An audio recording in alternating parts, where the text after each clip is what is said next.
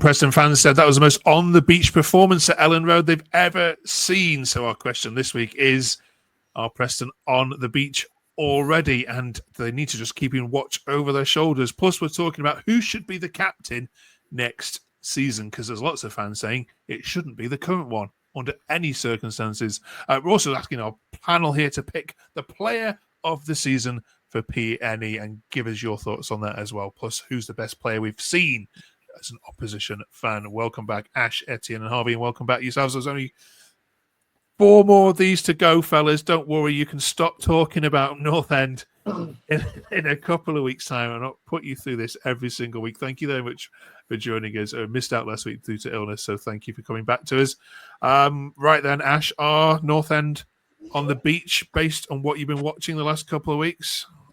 Would appear the flip-flops are on, right? Looks like they're completely given up. Is it a little bit dangerous to have that mentality given the table as it is at the moment? Or there's no danger that things are just going to go badly wrong for them? I think anything's possible at this point, right? I think if we lose at the weekend and other results go the opposite way, we're like 18th, so it's a bit concerning. Etienne, at this point in time, performances don't really matter, do they? Is it just about points? Yeah, I seem to be on the spectrum of fans that, I wasn't really too disappointed with the result at Leeds, but at the same time, it's getting scary, especially with some teams behind us now picking up points. The gap seems to be getting smaller and smaller, and I'm definitely in the belief now that I don't really care about how the football is played as long as we now get a result across the line. Even if we go and beat QPR on Saturday, I think that's job done. It's just if we keep losing, and we're gonna go away to desperate Hull now, and then we get Plymouth who are going to be desperate as well. It's getting a bit annoying that we can't seem to get results over the line at the moment. There's lots I need to chat with you about. One of the things I don't want to bring up, Harvey, is Heckingbottom at the moment. Some fans are saying that especially his interviews at the end of games, he's giving the impression that perhaps he's not owning the result as much as he should. I've got a tweet here that symbolises it. Garmy Mac says, I like Hecky, but he needs to start owning the results. He often too sounds like a pundit. We just need an effing win. And some fans are saying he himself looks a little bit kind of like he's given up and just wants the season to end.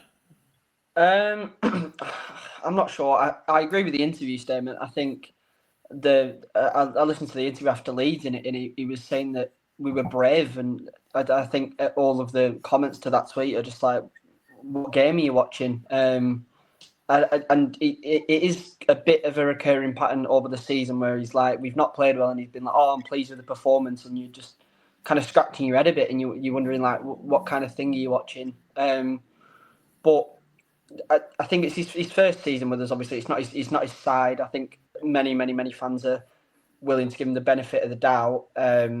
But I think in terms of the last 2 games, I think his decision making has been the biggest issue for me. Okay. It must be silly season as well, Ash, because I've seen players being criticised and being blamed for stuff that perhaps shouldn't be. This one might make you mad. Mads Fangio has been the subject of some tweets as well, to the point where the Butterpie podcast, it was an excellent Preston podcast, which you must listen to if you don't already, says Mads Fangio Jensen in his last 2 games has 3 assists, 2 against Cardiff, 1 against Leeds. He is not the problem. So if he isn't the problem, 2 questions to you. What is, and why are some fans, a minority, saying he is the problem? So I don't think he's the problem at all. I think the problem is the fact that we don't have any forward running players in front of him. I think he's best off with at least one winger. You saw that with Miller last season. So I think we need runners in front of him. He seems to play a lot better when Millie's playing compared to when Reece is as a forward. What was the second question again?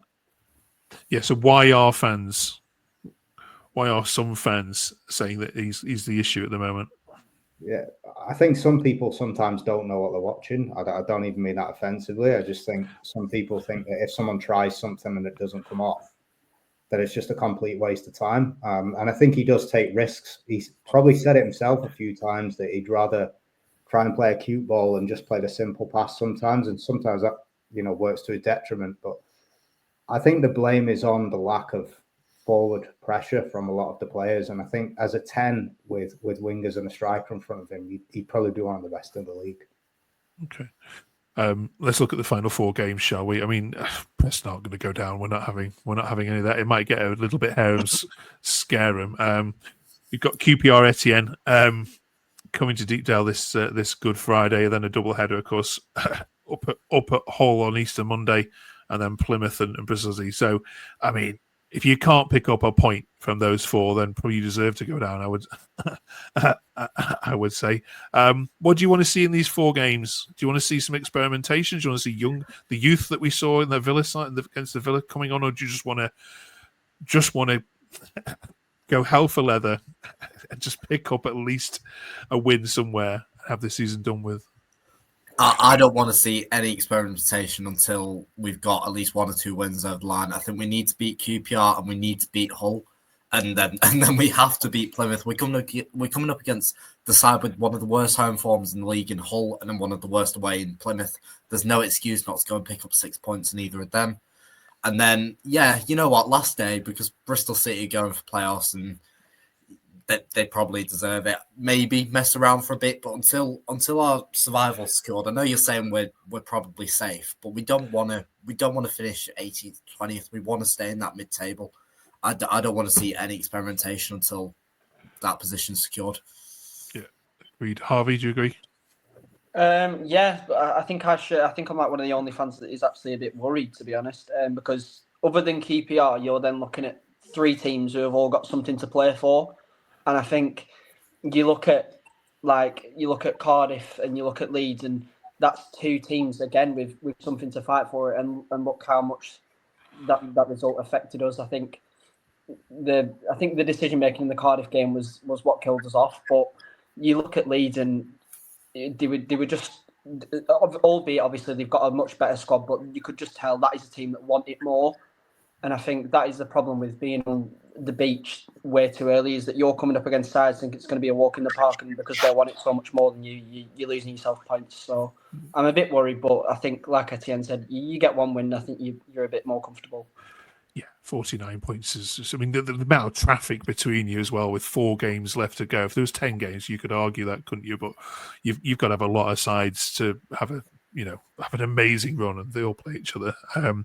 Yeah, and 19 draws, Ash, this season. You've actually won the same amount as Luton Town have down at the bottom, and you've actually lost less than Coventry have, with 13 and to their 15. So it's the draws and that lack of, I keep saying it again, that lack of a striker, that lack of someone to put the back of the ball in the net when it is 1-1 or 0-0 that's just really cost you this season. Yeah, we're just living up to the moniker of the most boring side in the league, right? It's actually been the case this season. I don't know what it is that I think we're scared to win games at this point. There's been a few games like the Cardiff one, we absolutely should have won that. I remember Plymouth earlier in the season, and you're looking at that thinking, how have we lost? Have we drawn, from a 3-0? 3-0, yeah. And it's like, I don't know if there's a mentality issue. I mentioned it a bit at the start of the season when Lowe was there, and I said I think there's a massive issue with the mentality of the group, and we desperately need to change that. And I think we've got to stop trying to play it safe as well. Sometimes just go for an extra goal. Don't bring on another defender and try and keep a 1-goal lead, because it only ends one way, as we've seen this year. Yeah. Okay. Right, let's switch tack a little bit then and talk about captains for next year. It's fair to say that Whiteman. He was put in front of the cameras, I think, at the end of the Leeds game, and that was probably not a very wise decision to do, because it meant that Twitter became an open season for people commenting on his captaincy. Coffee Ariel here, Etienne says Whiteman is the king of looking busy and doing F all, demanding the ball from defenders who can pass better than him, turning like a snail, and making the most risk-averse passes in history. He's stealing a living. That was one of the more polite ones that we could publish. So then, it's next season. We're starting. It's August. Let's say we're Birmingham City away. Etienne, who's leading the Preston line out with the armband on? As much as I want it to change, I want it to be McCann personally. I don't think it will. I think Heckingbottom does know what he's doing in that regard. I don't think he's just going to make Whiteman captain for no good reason and then not strip it out of it. Sorry, I don't know how to word this, but not just strip it back from him because of a few bad performances. I do agree with that tweet. I do think Whiteman's been off it a lot this season. I mean, I saw a tweet earlier today saying he's been our best player this season from another podcast that I had no idea what they were talking about. And I was like, no, that's not the case. He's off it at the moment. He gets benched when all our best midfielders are fit. But I think if he does start, I don't think that captaincy will be stripped. But if we're talking next season, McCann and Theddarson are probably going to be the midfield pairing, in which case McCann's going to be captain, in my eyes. Okay. Harvey, I know your thoughts on Whiteman. You've made it very clear in previous episodes of this. So I won't ask you specifically about him, but who should be captain? I'm not sure. I actually did see that TikTok, by the way. I commented on it because it's just outrageous. For me, I think personally, Gibson. I'd pick Lewis Gibson if it wasn't to be McCann, because obviously I love McCann. I think he's more than captain material. But I think looking at players individually in recent games, I think Gibson's got a lot of passion, and I think for me, he just fits right in, and I'd be more than happy to see him or McCann get it next season. Okay, Ash. I'll get hate for this, but I think Mads should get it. I genuinely think he cares the most. I think he's probably the most football-minded out of everyone. But I do actually think we'll bring a captain in. I think we'll see a new captain next year. Probably. I could see us going for some experience in one of the wing-back positions, and it might end up being one of them. Okay. The other one I wanted to ask you about was Kesler Hayden. So this was put out earlier as a question by Deck. Etienne Deck says, anyone else think that Kesler Hayden has a better chance at Preston than going back to Villa to probably get loaned out in this summer? Villa have already got Garcia and Cash. Thoughts? And obviously he scored an amazing goal up at Ellen Road, and he seems to really have come into his own, I think, in the last month or so. So we're sad to lose him. What chances do you give of Villa loaning him out again, given I think the highly unlikeliness that you'll probably spend money on him? I think quite high.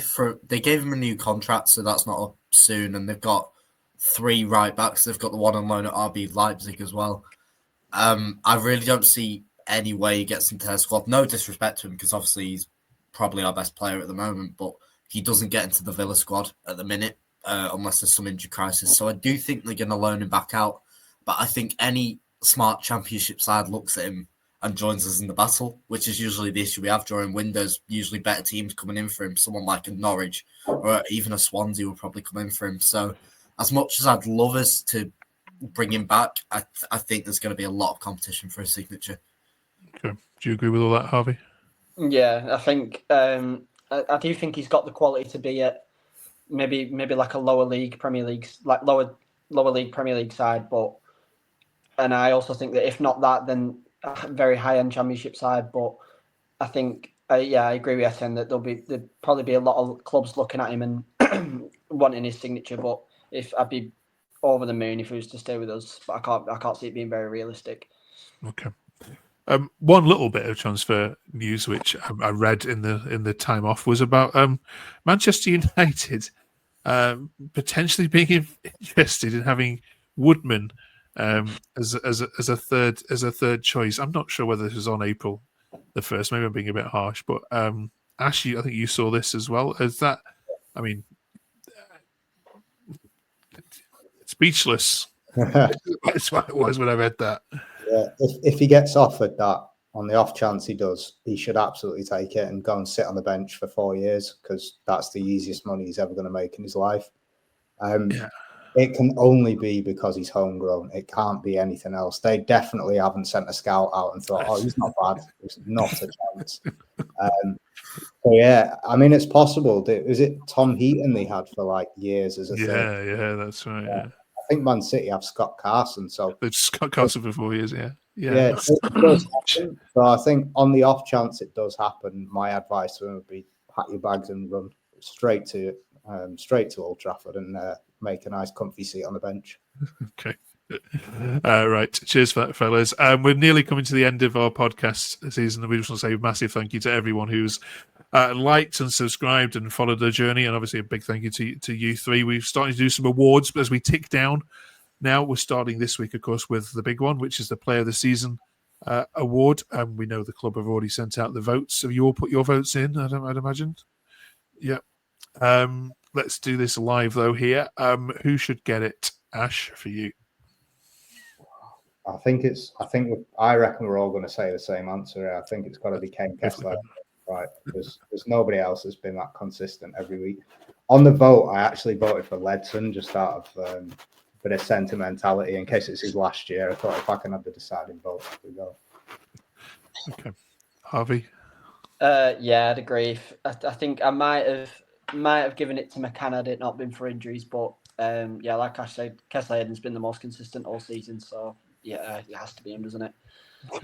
Etienne. Yeah, fully agreed. There's been so many times this season where I've just watched him perform and just go, yeah, this kid's going somewhere. He's who I voted for on the form, so I can only give it to him here. Okay. Brilliant. Let us know in the comments whether you agree or disagree. I can't see anybody disagreeing personally. Finally, they were asking you to choose the Championship Player of the Season in a strange way, in that one, you're not allowed to vote for a Preston player. And you're not allowed to just choose someone that you've heard in the media is good. We're asking you to think back from all the games this season. Who's the one player where you've been sat watching them live at Deepdale or on TV of away games and thought, yeah, they are pretty good? Who has ripped Preston a new one the most? It can be EFL, League, Cup. Don't really matter. Harvey. Well, I was originally going to pick Kamara from Villa because I just thought when he came to Deepdale he was outrageously good. But I was thinking back to Championship sides, and it'll either be Murphy from Portsmouth, just because I've seen him most of the season. He's doing really well. Or, funnily enough, just from last week, I might have give it to Manor Solomon because he's the only winger this season who I've seen give Kesler Hayden a really hard game. I don't think Kesler Hayden could keep up with him much, and I think that is I think it also gave me the epitome of that is what we need as a side. We need a winger who's fast and direct and can give you a lot of trouble. So yeah, it would be one of them two for me. Okay. Etienne. As much as it spites me, I've got two Coventry players. Kind of joint. It's Rodoni and Sakamoto. I was really impressed by both of them when I went away there. Sakamoto, I think, was probably the only other winger that gave, I think it was Kesler Hayden a hard time, unless I've got them the wrong way around. But yeah, he was so direct. And Rodoni, when he was at Huddersfield, I thought this kid's good. And then Coventry brought him in, and he was kind of the heartbeat of the side alongside Grimes. And it's hard to make Matt Grimes be the worst in the pair, but Rodoni did just that. But I was also, I think, Will Alves from Cardiff. Oh, Cardiff, yeah. He was, for that short period of time he was on the pitch, he just ran as ragged as well. And if he's available for loan, Leicester. Well, yeah, Leicester coming down, so yeah, you might see a bit more of him. Yeah. Cheers, Etienne. Ash. Yeah, I don't watch a great deal of football outside of Preston, so it has to be off who's played well against us. I've seen him, I think, 3 times this season. I really like Luke O'Nien at Sunderland. He's just no nonsense, which, as you know, I quite enjoy that type of football. But also, it was also from a Sunderland game. It's Romain Mundle. I thought he was superb, and that goal he scored against us was the best I've seen in a while. So, sure. Yeah, I'd probably go with one of them too, but I think I'd edge it to 09. Okay, brilliant. Right, thank you also very much. 4 to go. We'll just keep our fingers crossed just for QPR win. Sorry, a win against QPR, not QPR win. A win against QPR. And then you can just put your feet up and relax a little bit more. Brilliant. Thank you very much. Do drop a subscribe and a like if you haven't yet done so, and we'll see you, of course, in 7 days' time. Thanks very much for watching.